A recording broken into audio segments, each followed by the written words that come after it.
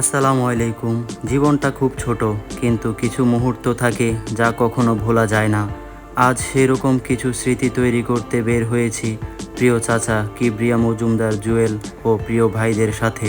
হাসি, গল্প আর ছোট ছোট মজার মধ্যেই জমে উঠল পুরো পথটা।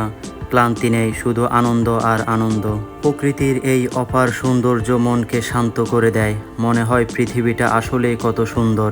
এই মুহূর্তগুলো হয়তো একদিন স্মৃতি হয়ে যাবে, কিন্তু অনুভূতিগুলো থাকবে সারা জীবন। সবুজের মাঝে হাঁটতে হাঁটতে মনে হয় জীবনটা আসলেই এতটাও কঠিন না। একটু ছায়া, একটু শান্তি আর পাশে প্রিয় মানুষগুলো। এই ছোট ছোট আনন্দগুলোই আসল সুখের গল্প লিখে। জীবনের সবচেয়ে সুন্দর মুহূর্তগুলো হাসি আর আনন্দে ভরা থাকে, যেখানে দুঃখের কোনো স্থান নেই। শুধু থাকে প্রিয় মানুষদের সাথে কাটানো কিছু ভালো সময়। এই হাসি, এই আনন্দ, এগুলোই আসল সুখ, যা টাকায় কেনা যায় না, শুধু অনুভব করা যায়। সময় চলে যায়, কিন্তু কিছু আনন্দ ঘন মুহূর্ত মনের মাঝে চিরদিন বেঁচে থাকে। হাঁটতে হাঁটতে হঠাৎ সবুজের মাঝেই যেন নতুন কিছু চোখে পড়ল। সেটা হচ্ছে সমুদ্র, যেন এক নতুন জগতের দরজা খুলে দিল।